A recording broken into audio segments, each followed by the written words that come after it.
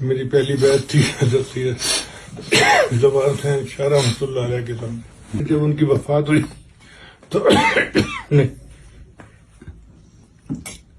تو 6 مہینے تو میں روتا ہی رہا, مستقل ہی روتا رہا, بغیر آواز آنسو ٹپکتے رہتے تھے.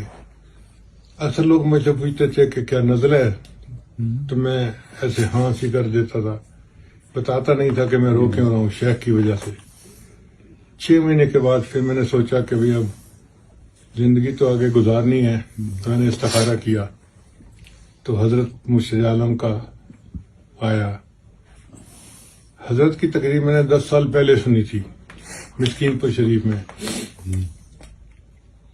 اور جو تقریر سنی تھی وہ مجھے پوری کی پوری یاد تھی. اس وقت مجھے پتہ بھی نہیں تھا کہ چکوال ہے کہاں, جانا کہاں سے ہے.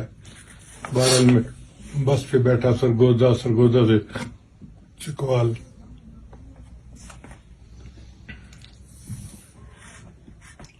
حضرت سے ملے. حضرت نے پوچھا کہاں سے آئے, میں نے بتایا کہ جنگ سے آیا ہوں. کیوں آئے ہو؟ حضرت میں یتیم ہو گیا ہوں.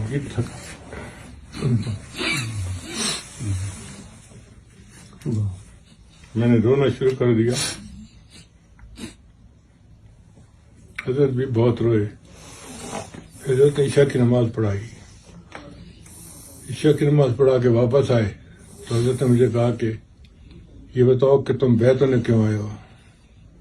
میں نے کہا حضرت 10 سال پہلے آپ کی تقریر سنی تھی, آج بھی یاد ہے, تو اس لیے بیت ہونے آیا ہوں. اگر تمہیں میری تقریر اتنی اچھی لگی تو اس وقت کیوں نہیں رابطہ کیا؟ میں نے کہا حضرت میرے شیخ زندہ تھے تو مجھے کیا ضرورت تھی, اب شیخ نہیں ہے تو اب آ گیا ہوں. کہنے لگے جو سناؤ کیا تقریر تھی میری. 10 سال پہلے کی تقریر جی, پوری آیتیں پڑھ کے جو حضرت نے کہا تھا پوری کی پورا مضمون سنایا.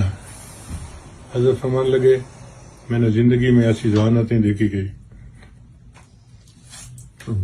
پھر بعد میں حضرت فرماتے تھے میں نے خط لکھا حضرت کو, تو حضرت نے کراچی کی جماعت کے سامنے پڑھ کے سنایا اور فرمانے لگے دیکھو لوگو, تم میرے مرید ہو اور یہ میری مراد ہے.